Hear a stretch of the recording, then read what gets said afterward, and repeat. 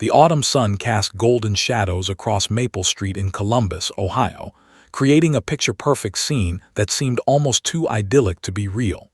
It was a Tuesday afternoon in late September, the kind of day where the world feels right, where nothing terrible ever happens, where safety seems absolute and permanent. The trees were just beginning to turn, their leaves transitioning from summer green to amber and crimson. A gentle breeze carried the scent of freshly cut grass mixed with the earthy aroma of approaching fall. Children's laughter echoed from various driveways as neighbors worked in their yards, maintaining the manicured appearance that defined this exclusive suburban neighborhood. Sarah, 7 years old, stood on her family's driveway with a piece of pink chalk clutched in her small hand. She was playing hopscotch, a game that had entertained her for the past hour. She'd drawn the squares in perfect sequence, numbers 1 through 10, and had been hopping back and forth with the unself-conscious joy that only children possess. She wore a yellow sundress with tiny white flowers embroidered on the pockets, white sneakers that still had the price tag smell of new shoes, and her long black hair was pulled back with a matching yellow ribbon. She was the picture of childhood innocence, completely unaware that her life was about to shatter into 1,000 irreparable pieces. Her mother, Lisa, watched from inside the house through the front window as she answered a work call.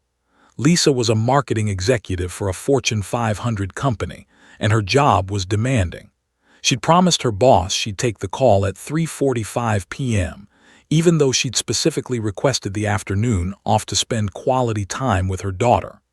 The conversation was supposed to be brief, just a status update on the Midwest regional campaign. Lisa held the cordless phone to her ear while keeping her eyes on the driveway visible through the bay window. She'd calculated the risk. Sarah was in view, their quiet street was safe. The front door was open so she could hear if anything urgent happened. Thousands of mothers did this every day. It seemed like no risk at all. "Yes, I understand the preliminary numbers are down 2% from last quarter," Lisa said into the phone, her eyes still tracking Sarah's movements. "But we have to remember that the economic climate has shifted significantly. Consumer spending in the Midwest is unpredictable right now." She listened to her boss's response while absent-mindedly watching her daughter complete another hopscotch cycle. What Lisa didn't see was the silver sedan that turned slowly onto Maple Street from the main road. The car moved with deliberate casualness, not too fast, not too slow, the careful speed of someone trying not to draw attention. The driver, a man with cold eyes and a predatory smile, had been watching the neighborhood for weeks. He'd driven these streets dozens of times, learning the patterns, identifying the vulnerable moments. He knew that families on Maple Street kept loose routines. He knew that mothers frequently left children unattended for brief periods. He was patient, methodical, and utterly devoid of the conscience that should have stopped him from contemplating what he was about to do. The sedan slowed as it approached the residence. The driver saw Sarah on the driveway, alone and focused on her game. Perfect. Inside the house, Lisa was still on the phone. "No, I haven't reviewed the creative mock-ups yet.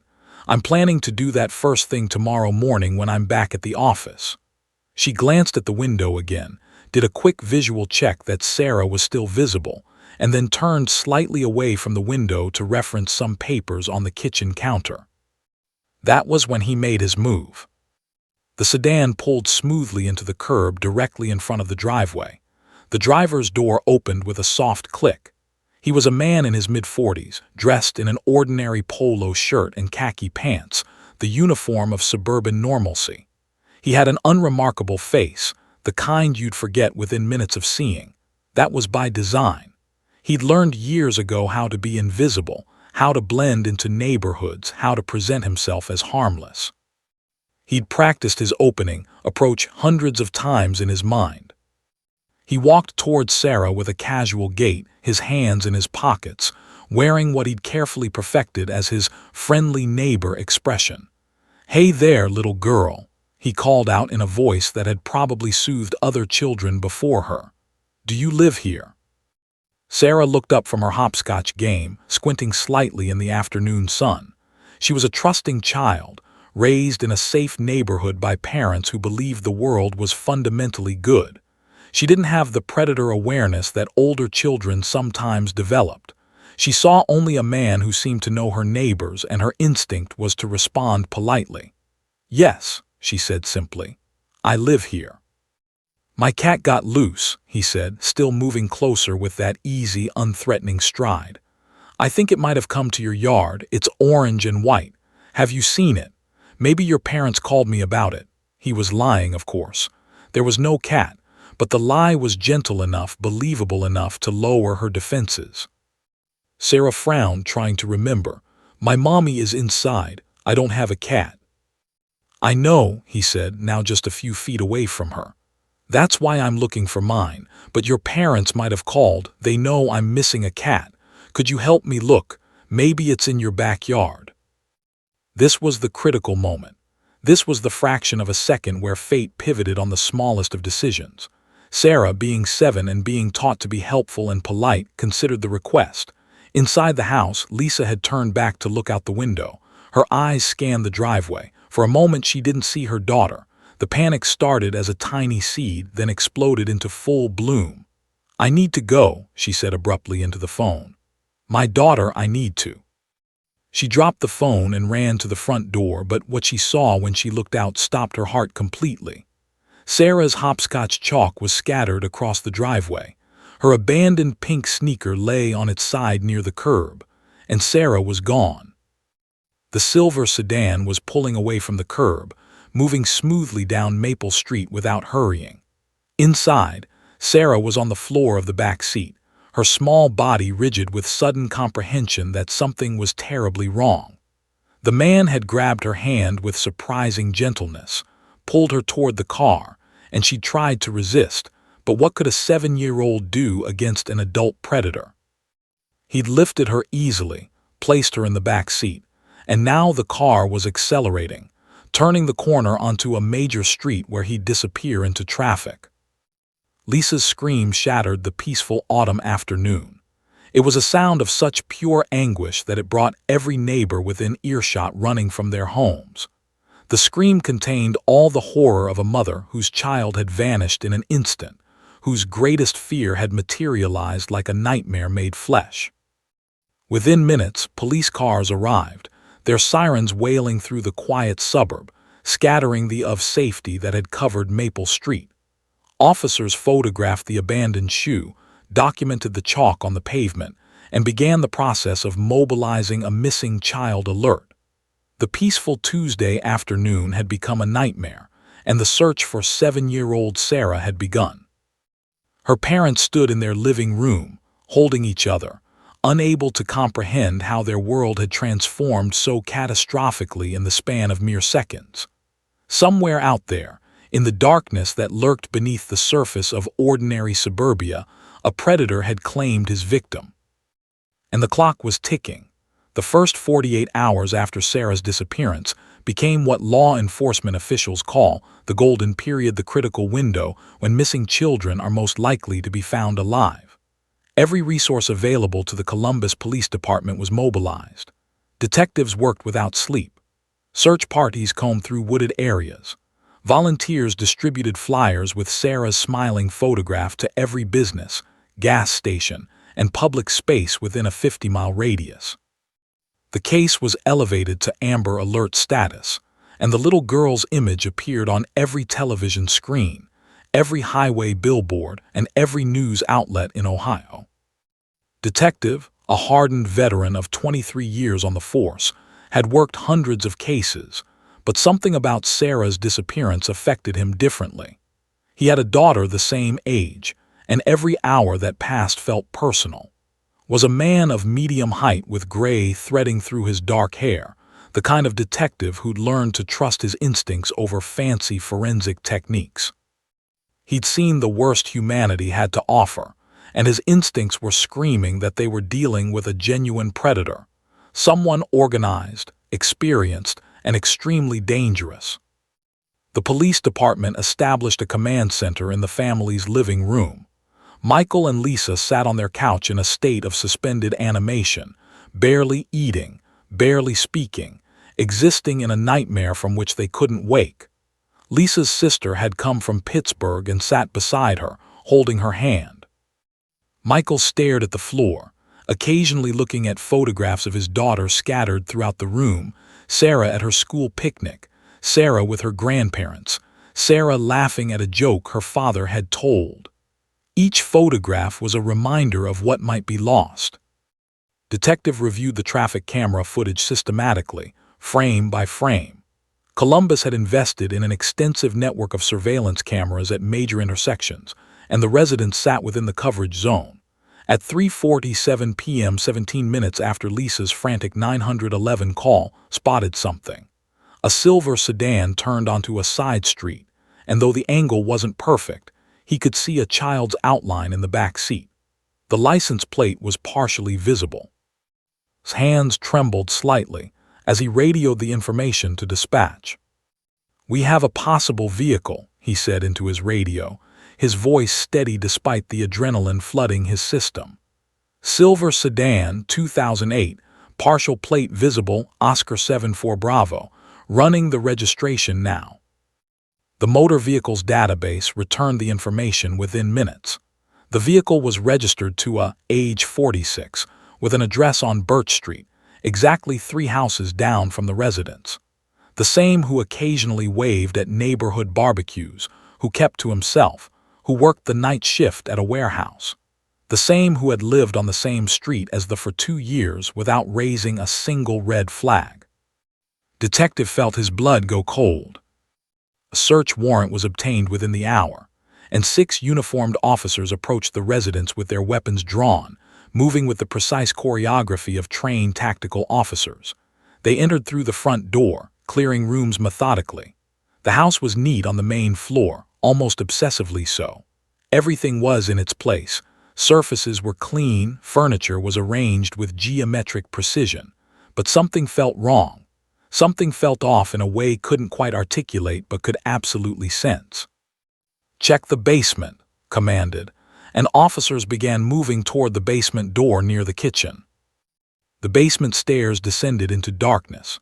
The officers switched on their flashlights and moved downward, their weapons ready for anything.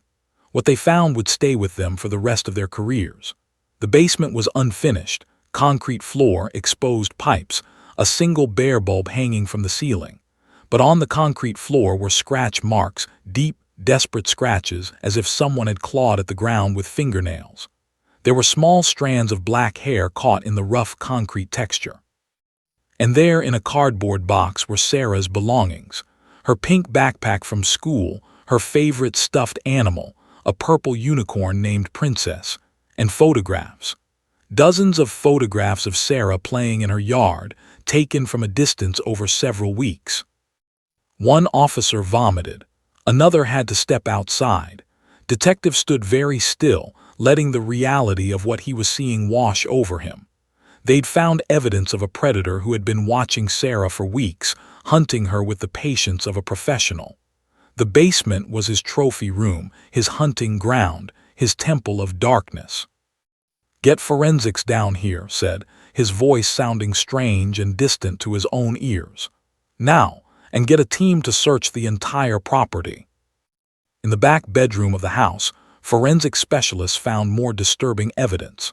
Photographs of other children, dozens of other children, hanging in carefully organized files. It appeared that had been collecting victims for years. Some of the photographs were recent. Some dated back over a decade. The implication was staggering. If Sarah was only his most recent victim, how many other children had suffered at his hands? How many other families had experienced what they were experiencing right now? Was located at his workplace, the warehouse where he worked the night shift, at 11:47 p.m. that same evening. He was arrested without incident. He was calm, almost serene, as officers handcuffed him and read him his rights. He didn't struggle or protest. He simply smiled slightly, as if he found their efforts to stop him amusing. Watched the arrest from a distance, and the detective's intuition told him something that chilled him to his core. This man had done this before, in other jurisdictions, in other ways. This was not a first-time predator. This was someone who had perfected his craft over decades. Sarah was located within 16 hours, abandoned in a basement 2 counties away in a house had rented under an assumed name. She was alive, technically unharmed physically, but traumatized beyond measure. When first responders found her, she was curled in a corner, unable or unwilling to speak. She wouldn't allow anyone to touch her. She had developed a 1,000-yard stare that suggested her mind had retreated to some safer place, somewhere beyond the reach of the horrors she'd experienced. Michael and Lisa received a call at 4:33 a.m., informing them that their daughter had been found. Lisa collapsed to her knees and wept, whether from relief or from the delayed trauma of the past 16 hours. She couldn't determine. Michael held her, also crying, both parents experiencing the conflicting emotions of profound gratitude that their daughter was alive mixed with the knowledge that something fundamental had been stolen from her. They raced to the hospital, where Sarah had been taken for medical evaluation. When they entered her hospital room, Sarah was staring at the ceiling, her small body rigid under the thin hospital blanket. She didn't acknowledge their entrance. She didn't turn her head when her mother touched her face. She didn't respond when her father whispered, "Daddy's here, baby. You're safe now." The girl they'd sent out to play hopscotch 3 days ago no longer existed. In her place was a child who'd seen into the abyss and had lost something essential in the process. Detective continued building his case against. Traffic camera footage showed the sedan at multiple locations. DNA evidence from the basement matched Sarah's profile. Witnesses came forward describing his presence at parks and playgrounds over the years. The evidence was overwhelming, comprehensive, and damning. Was charged with kidnapping, assault, and attempted murder. He was remanded to custody without bail pending trial. But as reviewed the evidence one more time late at night in the precinct, he realized the most devastating truth. The prosecution's case, despite its strength, would ultimately rest on one fragile element. A 7-year-old girl who hadn't spoken in 3 days would need to testify about unspeakable horrors. Without her voice, without her words, might walk free. And that was a reality that made Detective wonder if justice was truly possible in a world where children could be hunted like prey. Sarah returned to her childhood bedroom, but she was no longer the child who'd left it. The room itself was unchanged, purple walls painted with her favorite cartoon characters, glow-in-the-dark stars arranged in constellation patterns on the ceiling, shelves lined with stuffed animals and books she'd read with her parents on countless quiet evenings. Everything was exactly as it had been, frozen in time, waiting for a girl who no longer existed in the same form. The girl who returned was a ghost of herself. She weighed 5 pounds less than when she disappeared. Dark circles shadowed her eyes like bruises. Her hair, once lustrous and carefully maintained by her mother, had become thin and stringy. She moved through the house with the careful, tentative steps of someone navigating an unfamiliar landscape, as if the walls might transform into threats at any moment. She flinched at every unexpected sound. The doorbell made her entire body seize with terror. The sound of her father's car pulling into the garage sent her into a panic, certain in some primitive way that danger was arriving. The most visible symptom of her trauma was her silence. Sarah barely spoke anymore. When her parents asked her simple questions, "Do you want breakfast?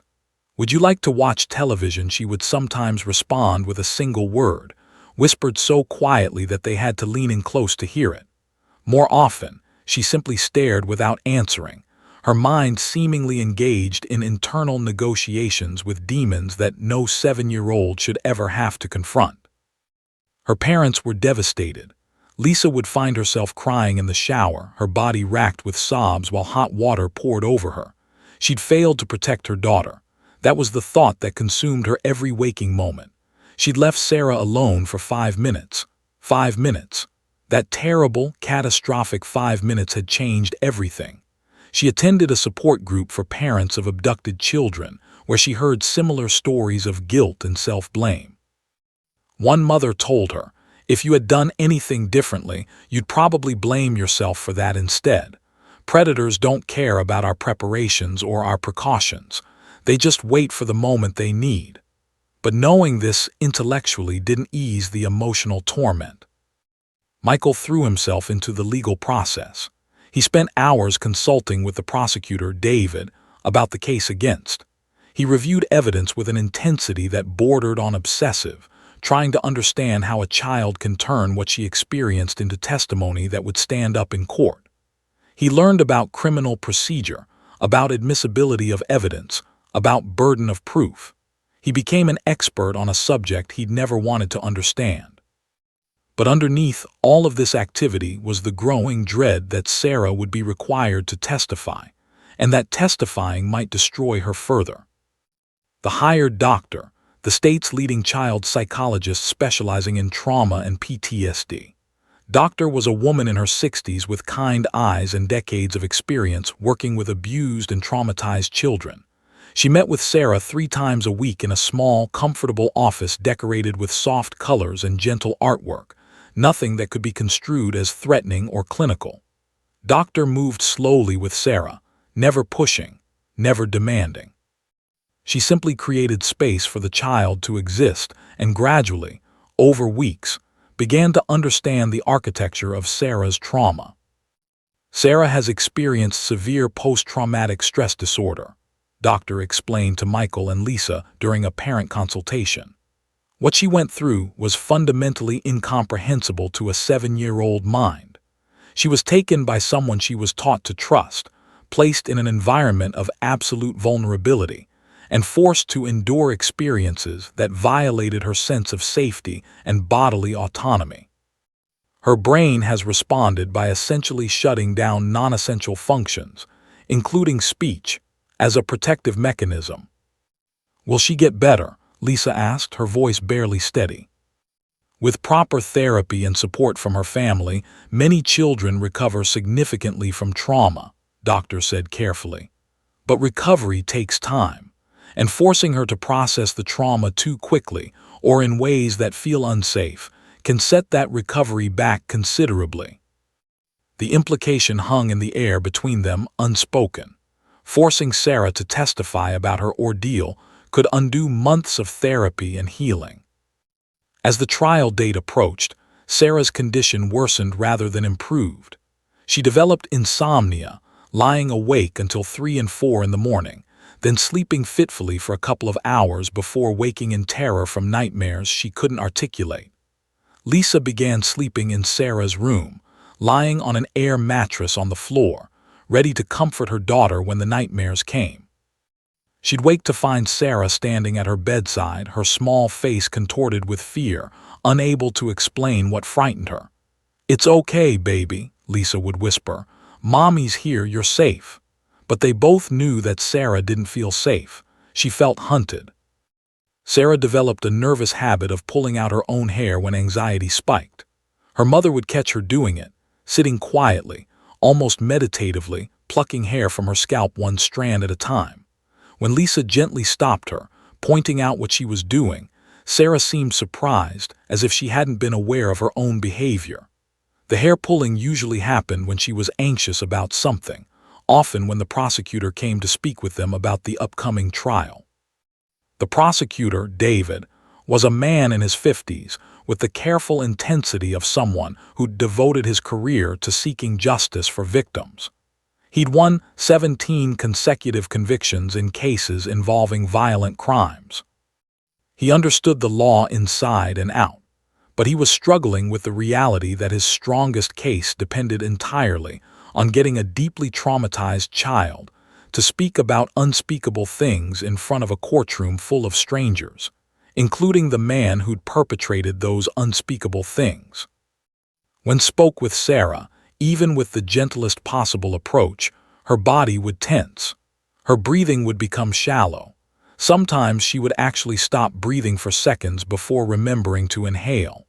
He'd ask her basic questions, "Sarah, do you remember the day you were taken?" And she would look at him with eyes that seemed ancient with suffering, but no words would come.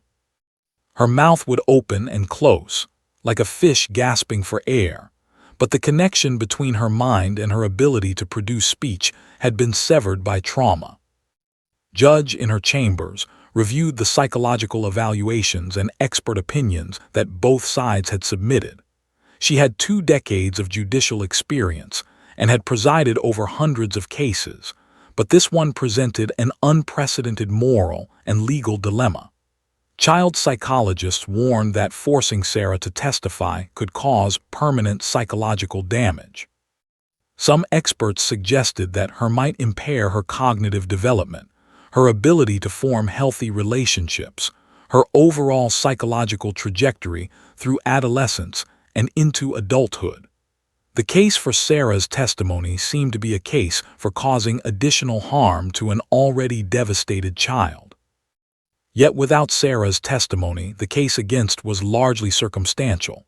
The physical evidence was strong, the photographs, the DNA, the traffic camera footage, but it was impersonal. It didn't contain the emotional weight that a child's account would carry. Juries wanted to hear from victims. They wanted to understand what happened through the victim's own words, not through abstract forensic science. Without Sarah's voice, a skilled defense attorney might convince a jury that the evidence, while suspicious, wasn't conclusive enough for a conviction beyond a reasonable doubt. Judge sat in her chambers late one evening looking at Sarah's photograph, her school picture from before the kidnapping, a smiling 7-year-old with bright eyes and her whole life ahead of her. She thought about her own, their innocence, their vulnerability. She thought about what it meant to seek justice for the voiceless. And she thought about the impossible choice before her: harm a child to protect other children or let a predator possibly walk free. There was no good answer.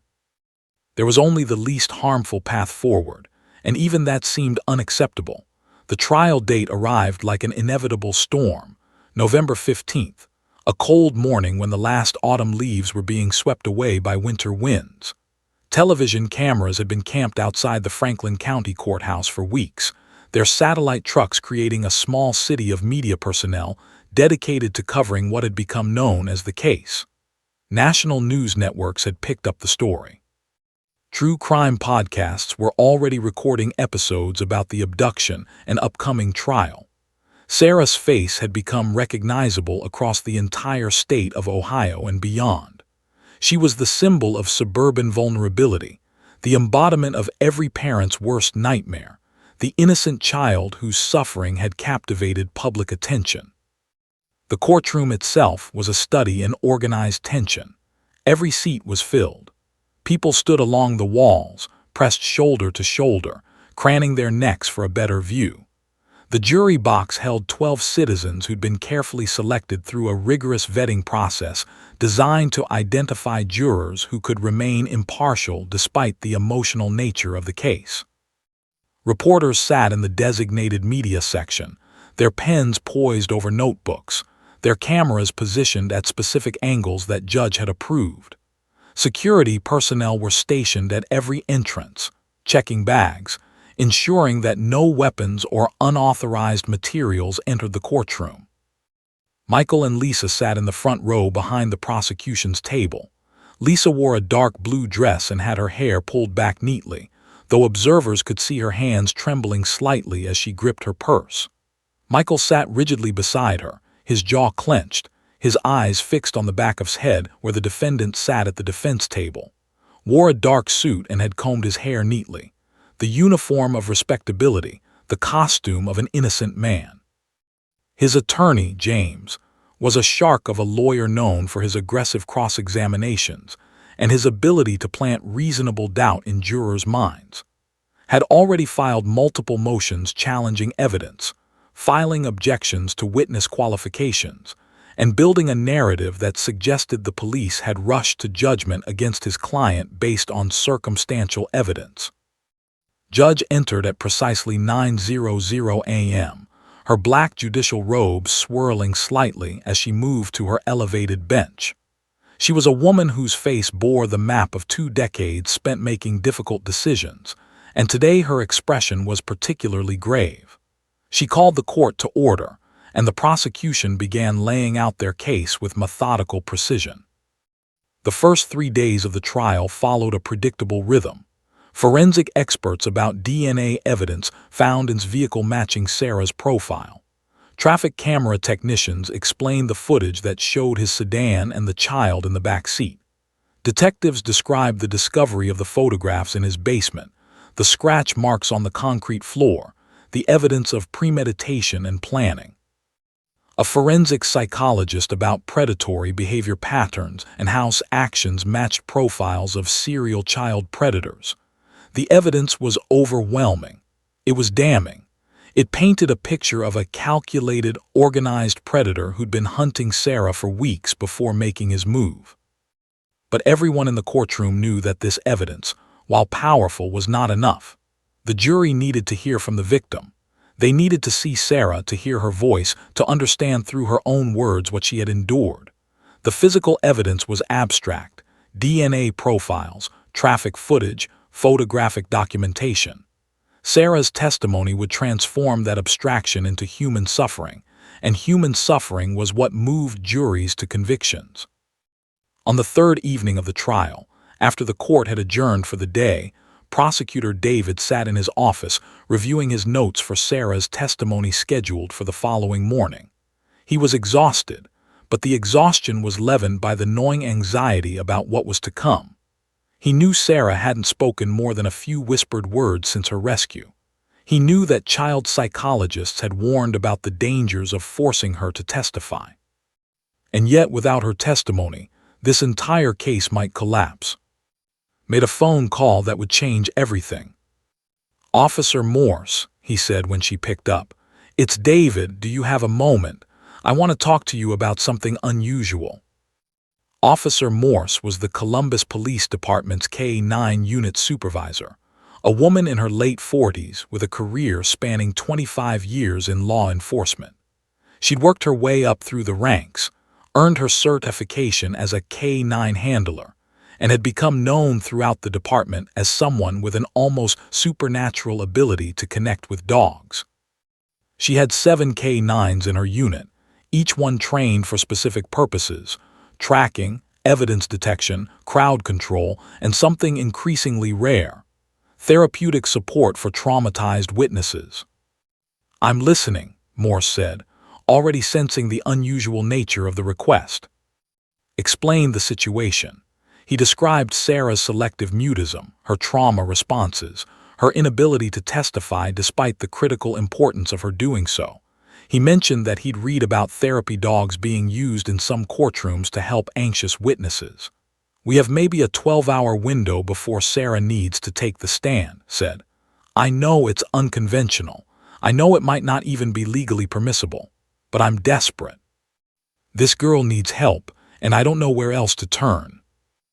Officer Morse was quiet for a long moment. Then she said, "I have a dog. His name is Duke.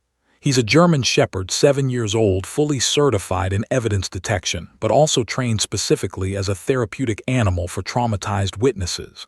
I've used him with abuse survivors, sexual assault victims, children who'd been in accidents.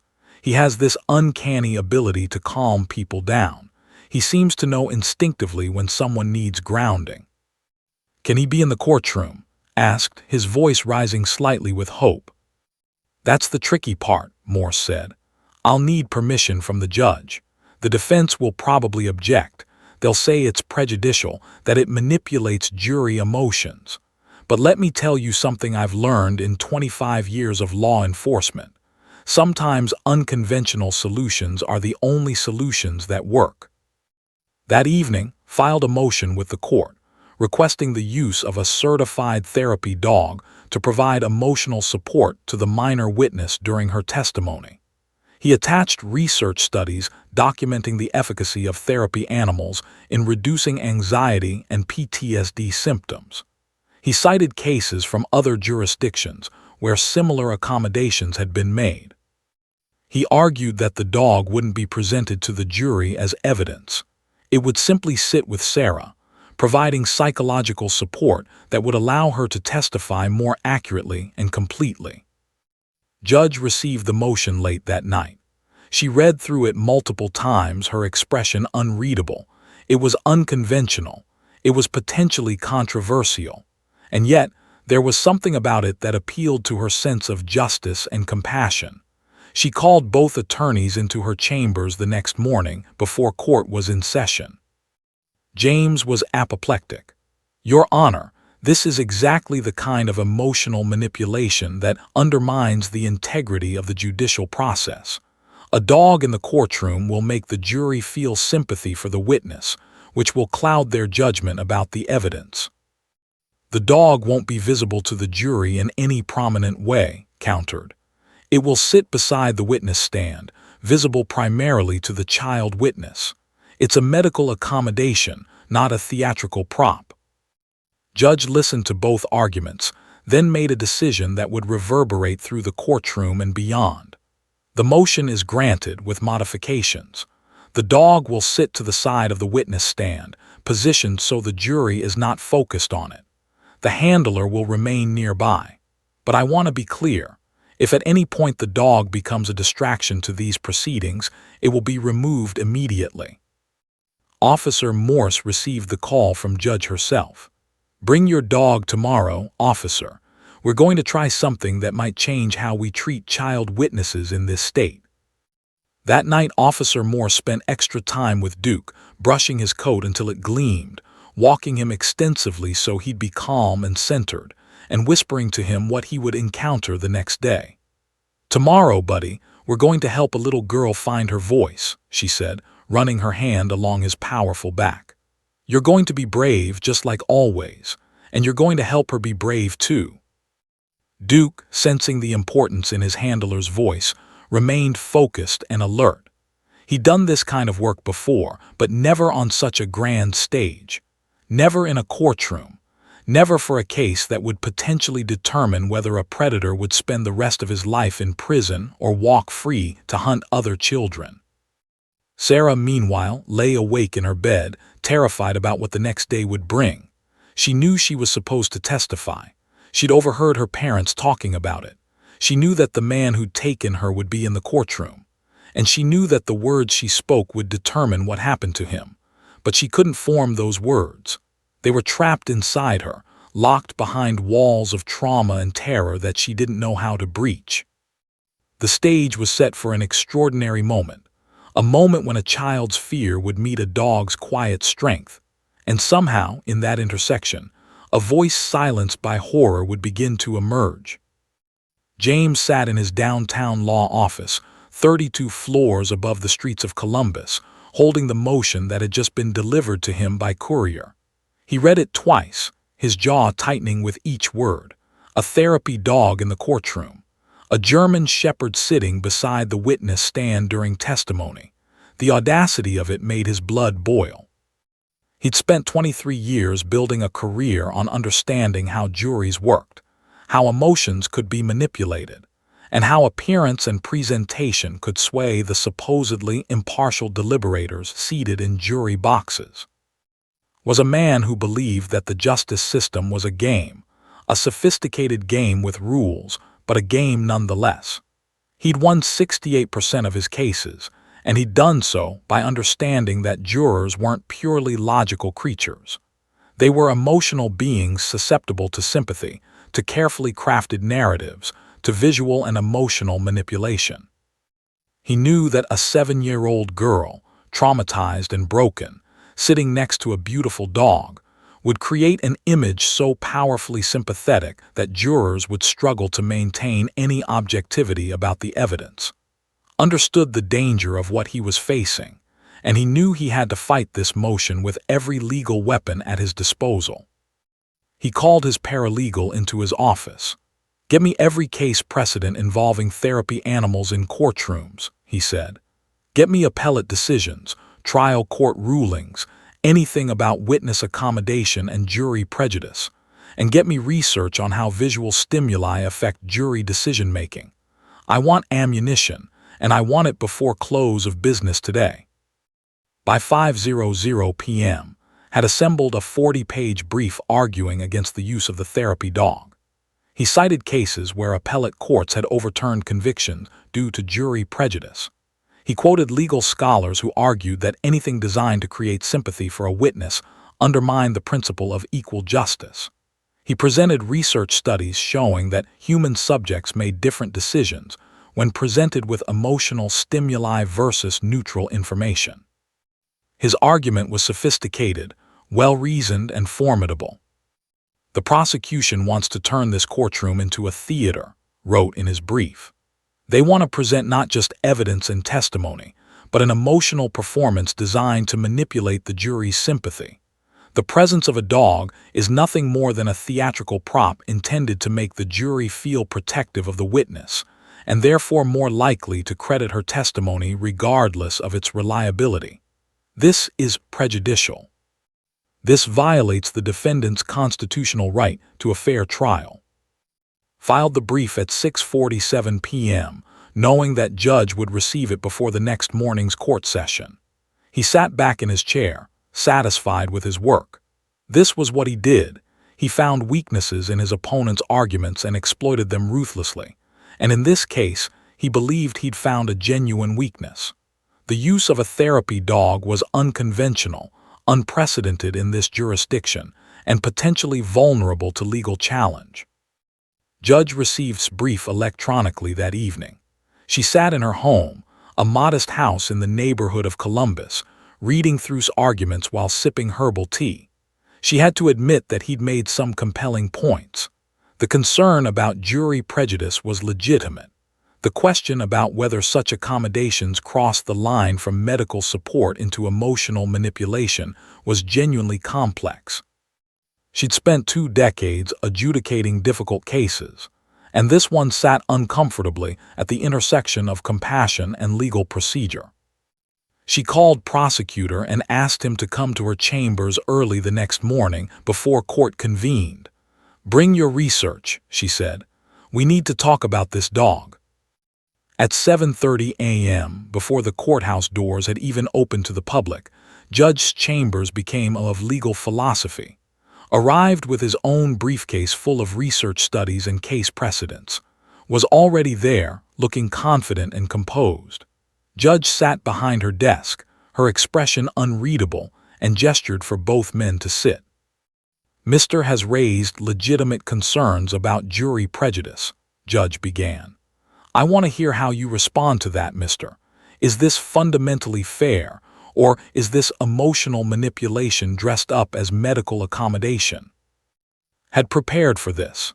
He pulled out research studies from the American Psychological Association, from the National Institute of Mental Health, from peer-reviewed journals documenting the efficacy of therapy animals in reducing anxiety and PTSD symptoms. "Your Honor, the dog isn't there to testify. It's not there to be cute or to manipulate emotions.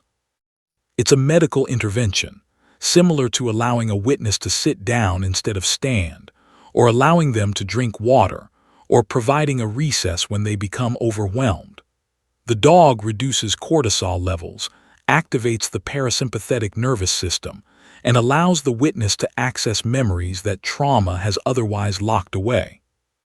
But it's still a visual stimulus that will affect jury perception," countered sharply.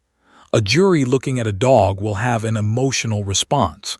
That emotional response will color how they interpret the testimony. That's not justice, that's manipulation." "A jury will also have emotional responses to the testimony itself," shot back. "They're hearing about a child abduction. That's inherently emotional. The question isn't whether there will be emotion. There will be. The question is whether the witness will be able to communicate effectively about what happened. Without this accommodation, Sarah may not be able to speak at all. And if she can't speak, then there's no testimony, emotional or otherwise." Judge raised her hand. "Let me ask you something, mister. If this girl couldn't testify at all because of her trauma, would the dog's presence really be more prejudicial than allowing her to testify at all?" Hesitated. It was a good question, and it exposed a vulnerability in his argument. "Your Honor, Because here's what I'm hearing," the judge continued. "I'm hearing that without the dog, Sarah might not be able to testify. With the dog, she might. So the choice isn't between a fair trial without the dog and an unfair trial with the dog. The choice is between a trial where the victim can't speak and a trial where she can. That's a different legal question entirely. It's still prejudicial, insisted, but his voice had lost some of its certainty. It's still manipulative. Prejudicial toward whom? Judge asked. Toward the defendant, or toward the truth? Because if a therapy dog allows a traumatized child to communicate what actually happened, then any prejudice is prejudice toward the truth, and that's not a prejudice the law protects. Pressed his advantage. Your Honor, we're also talking about a child's. If we force her to testify without support and it causes permanent psychological damage, we've violated not just her rights, but basic principles of human decency. The law should permit accommodations that protect witnesses from further harm while still allowing the truth to emerge. Tried another angle. What about the defendant's right to confront his accuser?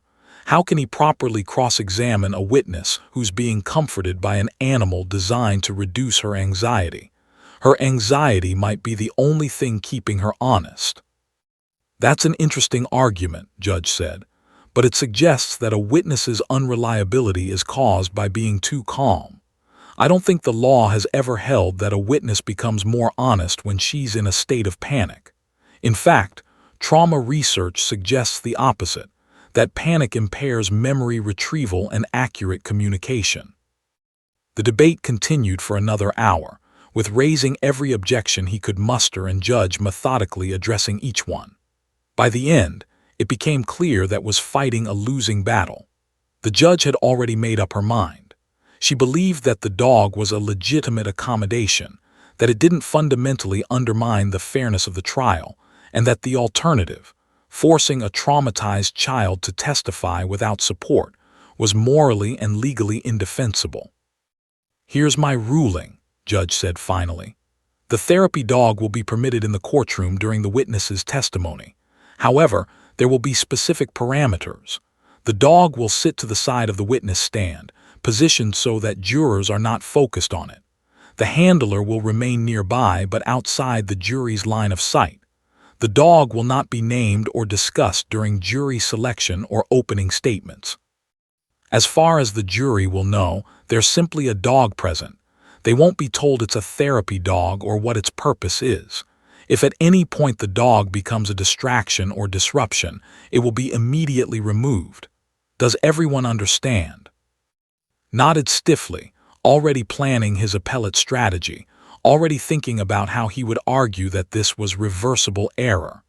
But in this moment, in this courtroom, on this cold November morning, he'd been overruled.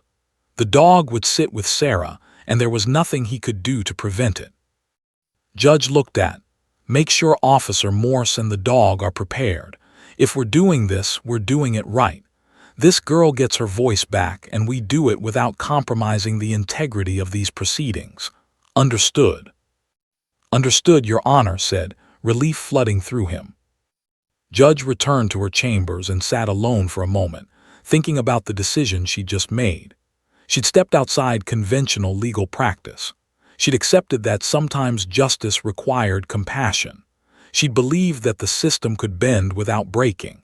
And now, she had to hope that her instinct was correct, that a dog and a broken child could somehow combine to reveal the truth that the evidence alone couldn't fully express. The morning of Sarah's testimony arrived with crystalline clarity, the kind of autumn day where the sun seems exceptionally bright, as if nature itself had decided to illuminate the proceedings with utmost visibility.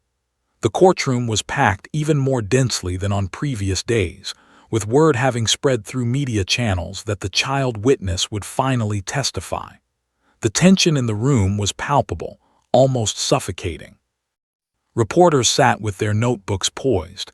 Cameras were positioned at every permissible angle, and observers in the gallery leaned forward in their seats, waiting. Sarah's parents had prepared her as best they could for this day. Her mother, Lisa, had dressed her in a pale blue dress that they'd chosen together, not too formal, which might feel intimidating, but not too casual either, which might seem disrespectful to the gravity of the proceedings. The dress had small white buttons down the front and short sleeves. Sarah wore white socks that came up to her midcalf and white Mary Jane shoes that still had the slightly stiff quality of new shoes. Her long black hair had been washed and brushed carefully, and it fell down her back in a sleek ponytail secured with a light blue ribbon that matched her dress. Michael had held Sarah's hand as they walked into the courthouse that morning. She was trembling, her small palm ice cold against his. "You just need to tell the truth," he'd whispered to her as they waited outside the courtroom. "Just tell them what happened. You're so brave, Sarah. We're so proud of you." But even as he said these words, Michael's heart was breaking. He could feel her terror. He could see the way her eyes darted around nervously, the way her jaw clenched, the way her breathing seemed shallow and labored. She was a child about to walk into a room filled with strangers, including the man who'd kidnapped her, and she was being asked to describe unspeakable things. There was no preparation adequate for that. Judge entered at exactly 9:00 a.m., and the bailiff called the court to order. The gallery settled into a reverent silence, a silence that felt almost religious in its intensity. Everyone understood that they were about to witness something significant, though they didn't know exactly what form it would take. "The prosecution calls Sarah," Prosecutor David said, his voice carrying the gravity of the moment. The bailiff walked toward the back door through which witnesses entered the courtroom. Everyone waited. The seconds stretched out like taffy. Then the door opened and Sarah appeared. She was impossibly small, smaller than most 7-year-olds, as if her trauma had physically diminished her. She walked with tentative steps, looking down at the floor, not wanting to make eye contact with anyone. Her parents' eyes followed her every movement. Lisa's hand had gone to her mouth, and tears were already streaming down her face. Michael sat rigidly, his knuckles white where he gripped the bench in front of him. The bailiff guided Sarah toward the witness stand. She climbed onto the elevated chair, her small form barely visible above the wooden railing.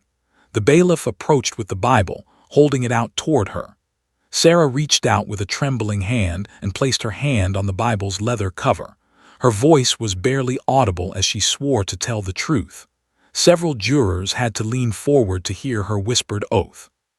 Prosecutor approached the witness stand with deliberate slowness, keeping his movements smooth and non-threatening. He began with gentle, warm-up questions designed to calm her. "Sarah, what is your full name?" "Sarah Elizabeth," came the whispered response. "And how old are you, Sarah?" 7. "What grade are you in at school?" "Second grade." The questions were simple, designed to establish a rhythm, to help Sarah feel safe with the process of answering. But everyone in the courtroom could see that she was still terrified.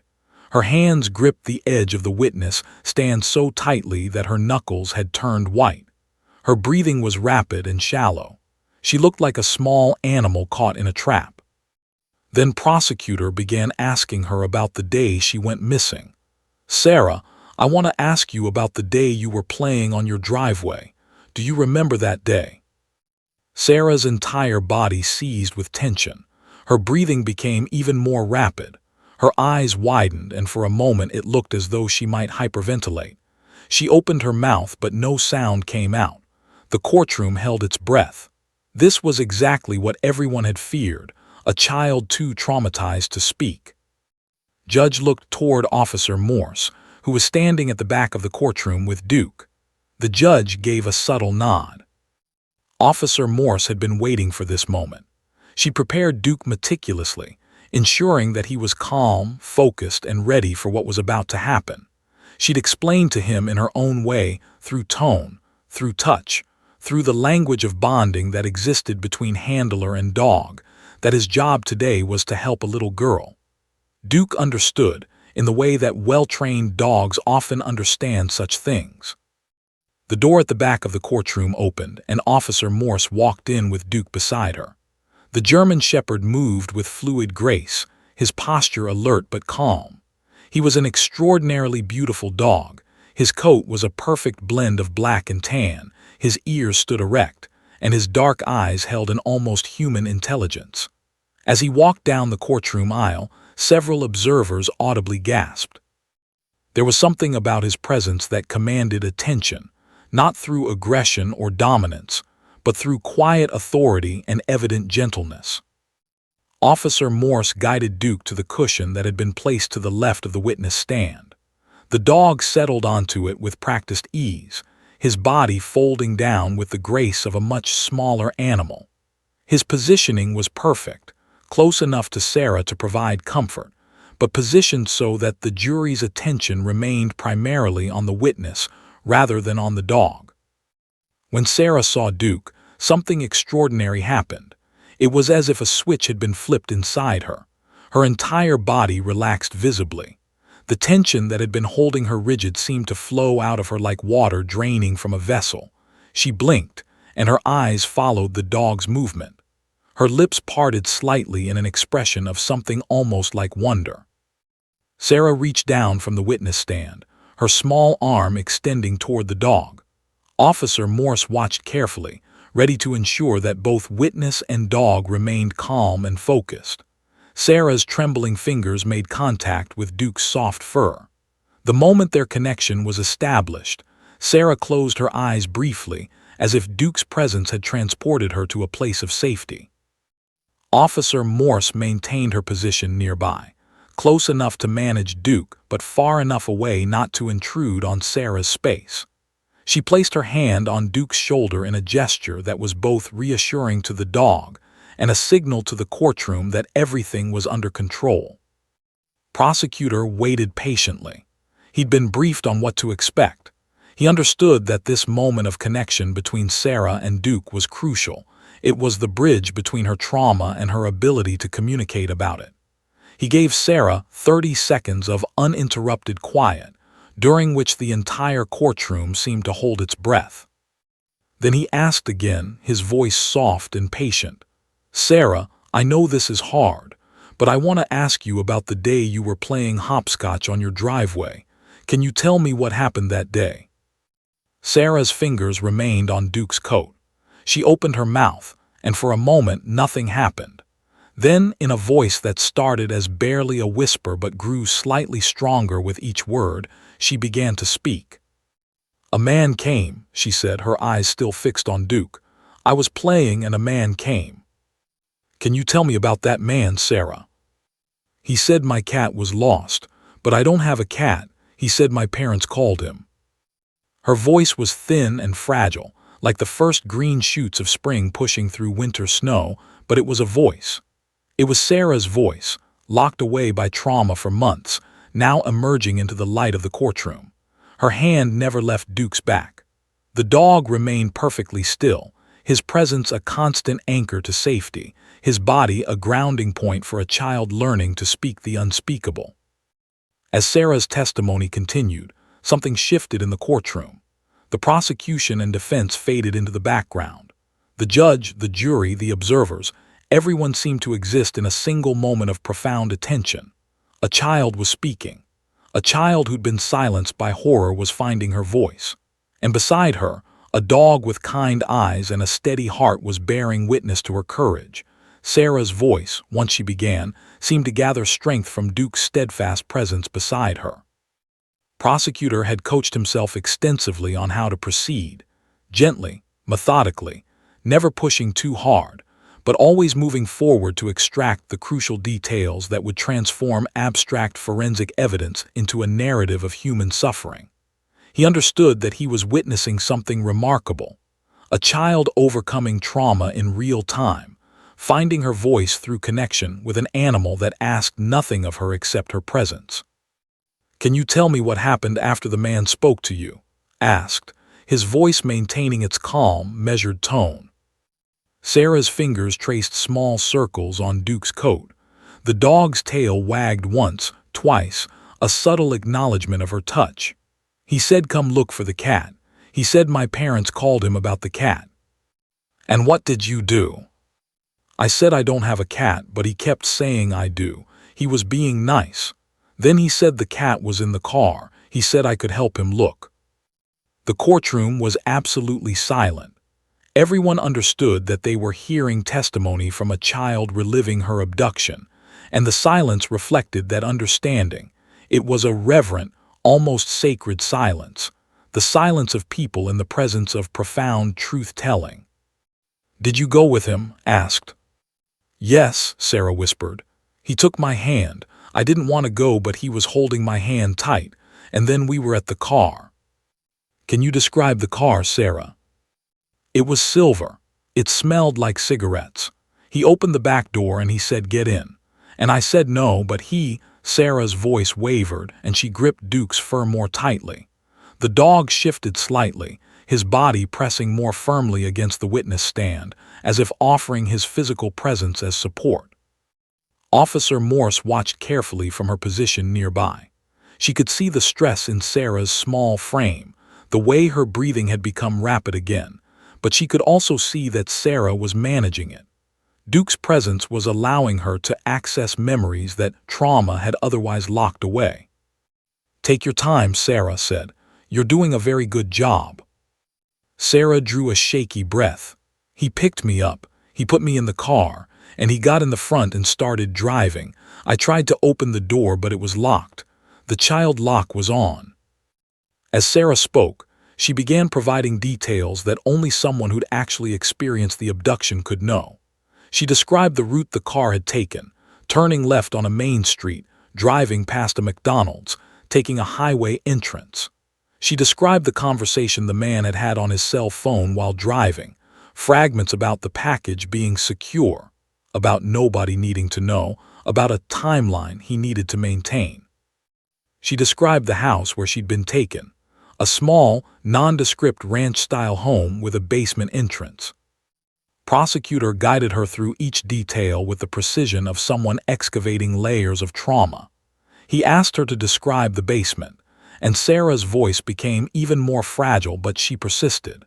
She described the concrete floor, the single bed, the room where she'd been taken. "Did the man do anything to you in that room?" asked, and the courtroom held its breath. This was the crucial question, the one that could make or break the case. If Sarah could articulate what had happened to her, it would transform this from a kidnapping case into something far more serious. Sarah's entire body stiffened. Her hand convulsed on Duke's fur, and the dog pressed harder against her, as if lending her his strength. For a moment, it seemed as though she might not be able to continue. But then she began to speak, in words so quietly uttered that several jurors had to strain to hear. "He said I needed to be quiet. He said if I screamed nobody would hear me. He took my clothes. Her voice broke completely and tears began streaming down her face. "He hurt me." The courtroom erupted in emotional response. Several jurors were openly crying. Sarah's mother, Lisa, had her hand pressed to her mouth, her entire body shaking with sobs that she was trying to contain.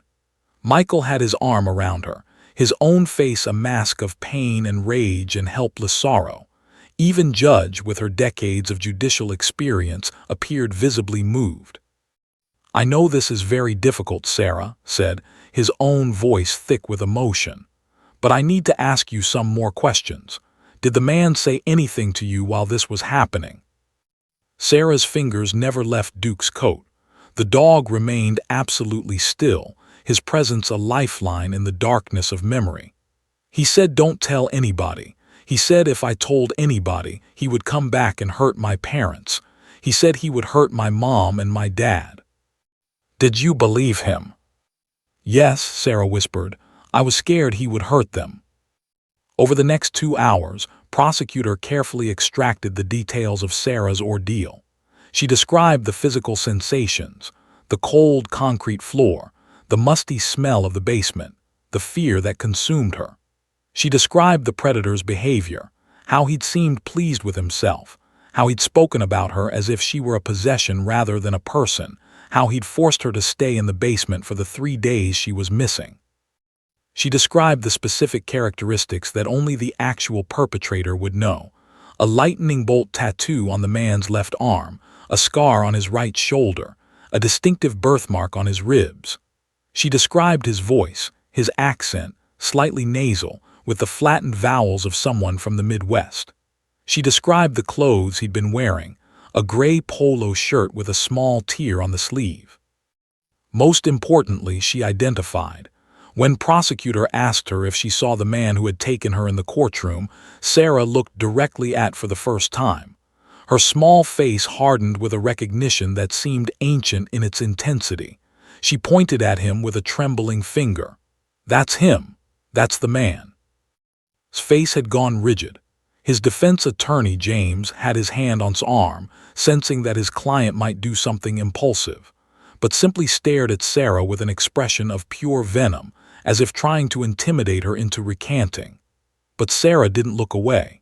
She kept her finger pointed at him, and her eyes, once frightened and uncertain, had taken on a quality of accusation that was unmistakable. When prosecutor finally finished his questioning, he looked at the jury, and he could see the moment when the case had shifted fundamentally. These weren't 12 people trying to parse abstract forensic evidence anymore. These were 12 people who had just heard a child describe in devastating detail what she had suffered. The physical evidence that had seemed strong before now seemed almost superfluous. The truth had been articulated directly from the victim herself. James stood to cross-examine, but as he looked at Sarah, as he watched this small girl still gripping Duke's fur, tears streaming down her face, clearly traumatized and clearly truthful, something seemed to shift in him as well. He asked a few perfunctory questions designed more to fulfill his legal obligation than to genuinely challenge her testimony. She was asked about her memory, about details she might be confused about, but her answers were consistent and specific. After 10 minutes, sat down.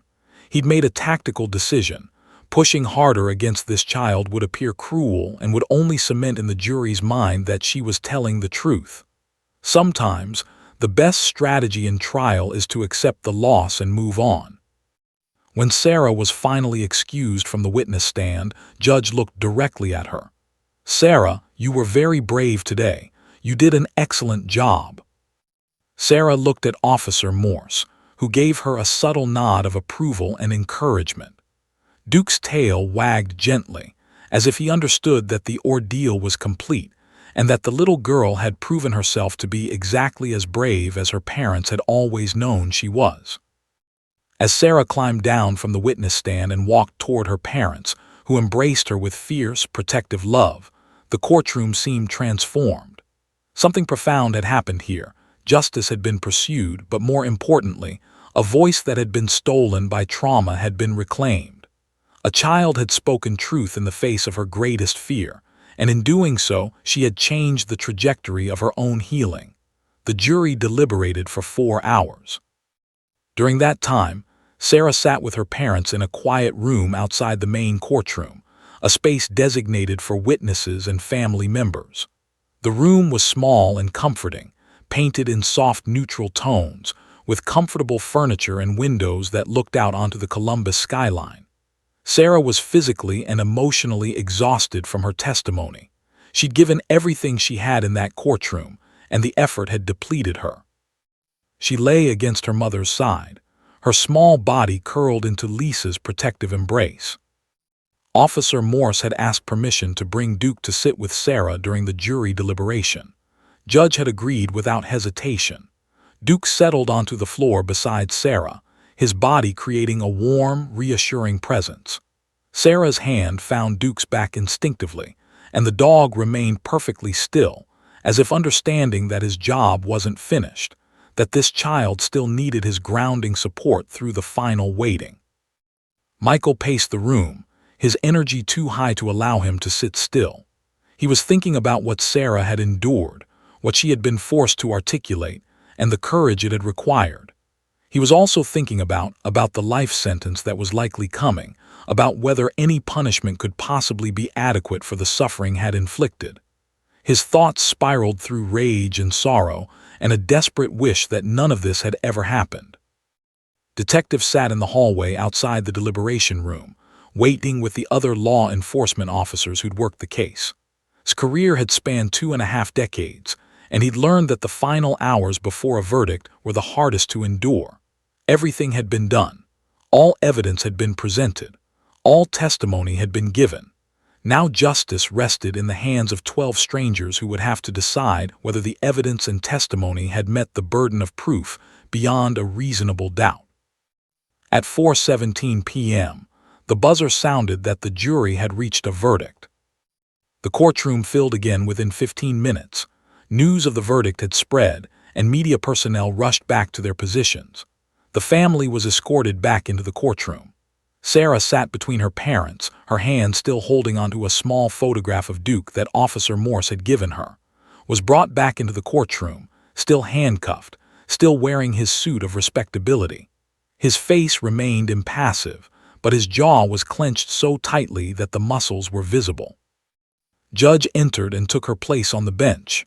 "Has the jury reached a verdict?" she asked, her voice carrying the formality required by law. The jury foreman, a woman in her 50s who owned a bookstore in downtown Columbus, stood. "We have, Your Honor." "On the charge of kidnapping, how do you find the defendant?" "Guilty, Your Honor." Lisa's hand went to her mouth, and tears began streaming down her face. Michael reached over and squeezed his daughter's hand.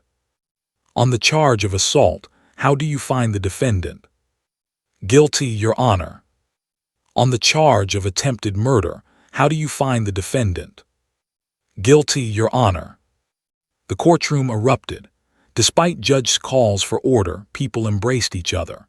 Sarah's parents held their daughter between them, all three of them crying tears of grief for what had been stolen, but also tears of relief that the legal process had validated their daughter's truth. Detective, standing at the back of the courtroom, allowed himself to smile for the first time in months.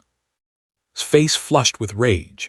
His attorney placed a restraining hand on his arm but seemed barely in control of himself. As bailiffs moved to lead him from the courtroom, he glared at Sarah with an intensity of venom that seemed almost supernatural. He looked like he wanted to cross the courtroom and lunge at the child who had against him, but Sarah didn't look away. She was no longer a frightened, traumatized girl who'd been stolen away. She was a survivor who'd looked her attacker in the eye and told the truth. She met his gaze steadily, and in that moment the power dynamic shifted entirely. Had lost. He had lost in the courtroom, and more importantly, he had lost in his attempt to silence her. 2 weeks later, sentencing was held. Judge had reviewed the investigation report, had heard from victim advocates, and had carefully considered what punishment was appropriate for crimes. Stood before her, still wearing his suit, still maintaining his facade of respectability, though it had long since been stripped away by Sarah's testimony. Judge began, her voice carrying the weight of moral authority. "You have been found guilty of kidnapping a 7-year-old child, assaulting that child, and attempting to murder that child. These are among the most serious crimes that can be committed in our society. You preyed on the innocent. You violated the fundamental trust that society places in its adults to protect its children. You caused immeasurable suffering to Sarah and to her entire family." She paused, looking directly at. "I have reviewed your history, and I find evidence that you have engaged in predatory behavior toward children over an extended period. You are a danger to society, and society must be protected from you." Judge took a deep breath. "It is the sentence of this court that you be imprisoned for 40 years without the possibility of parole. You will spend the remainder of your natural life incarcerated, unable to prey on any other children. This is a sentence that reflects the severity of your crimes and the need to permanently remove you from society." As bailiffs led away, he began to struggle, his facade of calm finally cracking. He screamed profanities and threats as he was removed from the courtroom. His anger seemed almost inhuman in its intensity, the rage of a predator finally caged, finally unable to hunt. But Sarah didn't flinch. She simply held onto her parents and watched as her attacker was taken away. 6 months after the trial, Sarah sat in her backyard, throwing a tennis ball for Duke. The German Shepherd bounded after the ball with the enthusiasm of a much younger dog, his powerful muscles rippling under his coat. Sarah laughed, a sound her parents had barely heard during the months following her abduction, but which was now becoming increasingly common. Officer Morse sat on a lawn chair watching the interaction between the child and the dog. She'd become a regular visitor to the household. In many ways, Duke had become as much a part of Sarah's recovery as the therapy sessions with Doctor or the family support groups her parents attended. "She's doing remarkably well," Officer Morse said to Michael and Lisa, who sat nearby with cold drinks on a warm spring afternoon. "She still has nightmares sometimes," Lisa said, "but they're less frequent, and she's returned to school. Her teachers say she's a model student again, engaged, happy, participating in class." "She's rejoined her soccer league," Michael added, and there was evident pride in his voice. "She scored 2 goals in the game last Saturday." Sarah ran through the yard, Duke at her heels, her laughter filling the air in a way that spoke of resilience and recovery. She was still processing trauma, would likely be processing it in various ways for years to come, but she was also fundamentally healing. The process of testifying, of speaking truth about her experience, had been part of that healing. Having her voice heard in court, having the truth validated by a jury and a judge, had empowered her in ways that extended far beyond the courtroom. Officer Morse explained that Sarah's case had already begun to generate significant interest in legal circles. "I've received inquiries from 3 other police departments about implementing similar therapy dog programs in their courts," she said. "Your daughter's courage has opened doors for other traumatized children." She pulled out a folder and showed Michael and Lisa several articles that had been written about the case. One was titled "The Dog That Changed Justice: How a Therapy Animal Helped a Child Reclaim Her Voice." Another was "Rethinking Witness Accommodation: Sarah's Case as a Model for Supporting Traumatized Victims." A third was from a legal journal, "Compassion and Justice: The Case for Therapeutic Accommodations in Criminal Proceedings." Sarah's testimony and Duke's presence have become part of the national conversation about how we treat child witnesses, Officer Morse explained. "Other states are looking at similar accommodations. You've changed the system." Michael and Lisa exchanged glances. They hadn't expected their daughter's ordeal to result in systemic change. They'd simply wanted justice for their child. But the unintended consequence of Sarah's bravery was that countless other traumatized children would benefit from the precedent she'd helped establish. A week later, Sarah attended a special ceremony at the Columbus Police Department, where she was officially thanked for her courage. She received a commendation from the police commissioner. She was given a photograph of Duke in a special frame, signed by the entire K-9 unit. And most importantly, she was allowed to spend an hour playing with Duke in the police department's training yard, with Officer Morse supervising and several officers watching the interaction with smiles on their faces. That evening, Sarah wrote a letter to Judge. In careful, childish handwriting, she wrote, "Thank you for letting Duke come to the courtroom. Duke helped me tell the truth. I was very scared, but Duke was there with me. I hope other children can have a dog help them too if they are scared to tell the truth." Judge received the letter in her chambers and sat alone for a long time, reading Sarah's words over and over. She'd made an unconventional decision, a decision that had been controversial and that some legal scholars had questioned. But seeing those words, written in a child's hand, reminded her why she'd made that decision. Justice wasn't just about legal procedure and proper evidence.